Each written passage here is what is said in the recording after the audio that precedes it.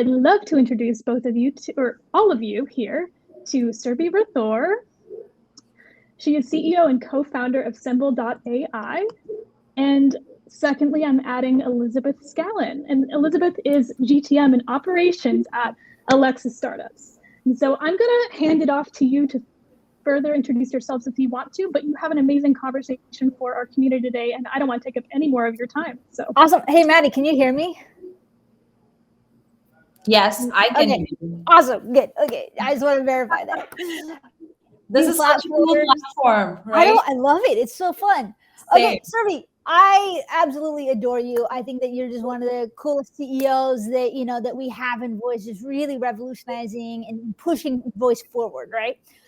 So really, let's just dive in deep. Why are you a founder? How did you join this entrepreneurial journey and decided to found Symbl? Totally unexpected and had never planned this. My whole family is full of entrepreneurs. I had never thought I would land in this position.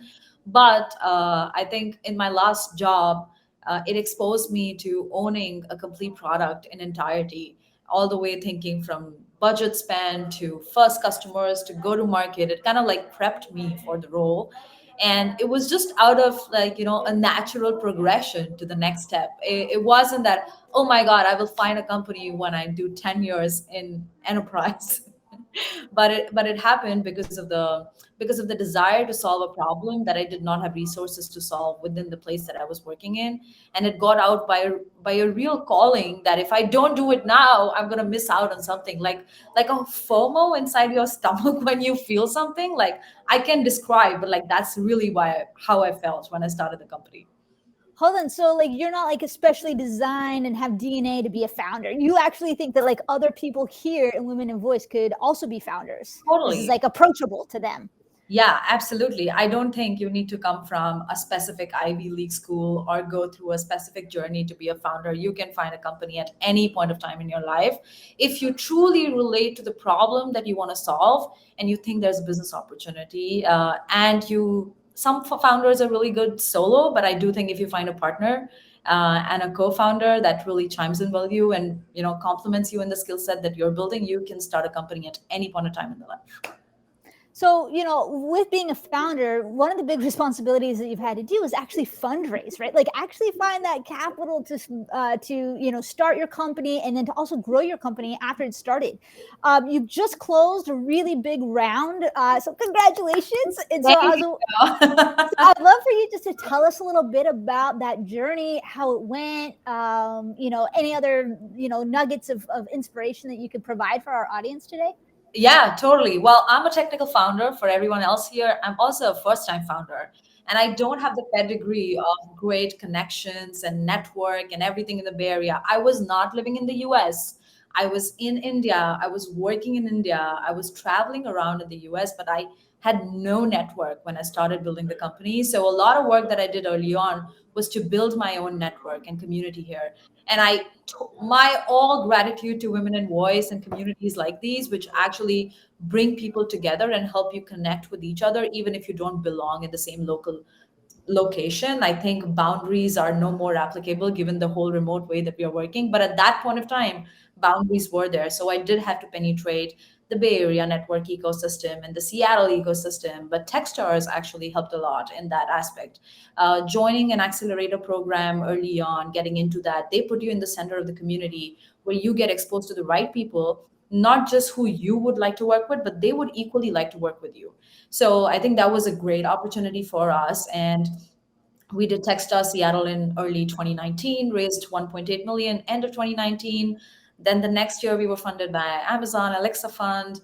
That same year we raised 4.7 million. And then this year we raised 17 million. So it has been a tremendous learning every time, but storytelling is totally undervalued, I must say. Like building a story for your business with whatever you have in hand and representing in the best possible way with a connection that people can relate to after hearing that story will get you to all these rounds of financing.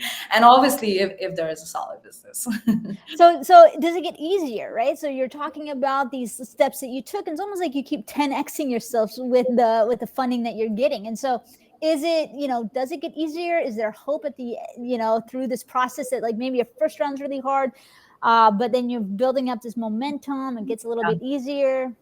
Yeah, I think for first time founders specifically, it's a process that you've never gone through before, right? So it's like, imagine moving into from an operations to a development background, and when you write your first piece of code, it's complex. Then you write a second program, it becomes better. Then the third one, you develop a whole product by yourself, and you're like, yeah, hell yeah, I can totally ace it. So I think that's the same experience. Like you'll raise your first round, it'll be like, I don't know if I'm doing it in the right way. What's the strategy?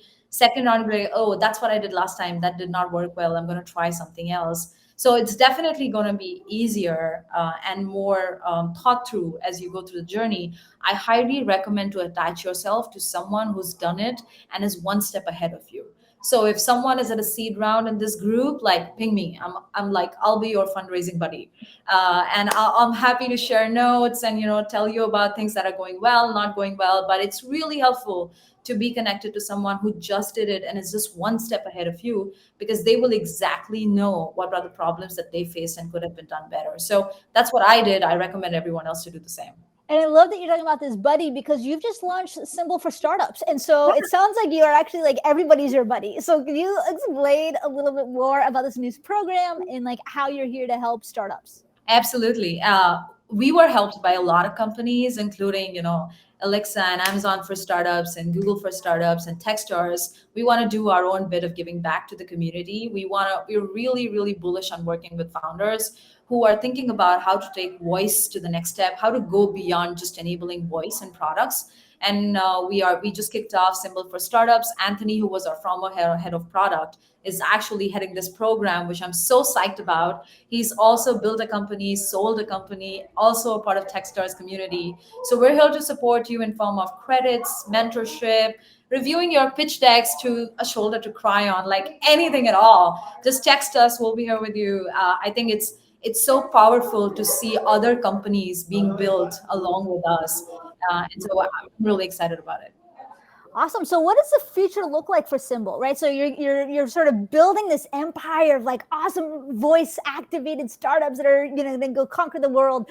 What is your future that you envision? Maybe not, in the short term, but long term. What are you thinking about? Yeah, I think voice as a data is so unused. We are at that time in the ecosystem right now that we are untapped. It's a totally untapped data source, data mine, and we are at the point of the ecosystem that this data, using this data, analyzing, understanding, will enable the next stage of growth in businesses. And I think there is so much opportunity which remains missed because businesses don't have the capability to analyze that data in an easy fashion. They have to do extensive work on setting data science teams. So our mission as a company is to really democratize the access to this intelligence layer and make sure that we can have other developers and startup founders and businesses to leverage voice data and go beyond it, create compelling experiences, build new products, understand your customers, personalize the experiences that your customers really desire. Yeah, and we're excited to be supporting it as a backbone and an infrastructure layer. Yeah. I love it. And, I know that we have like one more minute here. So you're an international company. You're all over the world. Women in Voice is a million chapters all over the world. Not quite, but like, in my head, that's what it is. Yes. And so, so do you have advice, right, for these aspiring founders in voice and conversation intelligence that you can, sponge onto all of our minds? Yeah, absolutely. I think it's less about the technology and it's more about the experience. Find out the problem, relate to the experience that you can delight the customers in solving the problems, and set the right expectations, because AI is not white and black, right? Voice intelligence as it is right now is always learning. And the first step in the first product that you will launch will have to go through a lot of trial and error. So set the right expectations, focus on the user experience, solve a real problem, and technology will follow. Don't worry about that. I think that's what I truly recommend. And start that journey now. This is the best time to build a company in voice. If you're not doing it, you're missing out. Anyone else here who really wants to be a founder, don't worry, just start. Just test your idea, iterate, experiment, join. We're all here to help as a community. But yeah, do it now. Yeah, absolutely. So Surbhi, thank you so much. It's always just such an honor to talk to you and to hear your perspective and just be inspired by you. Just big fan of you. Congratulations. Likewise. And so thank you for having us.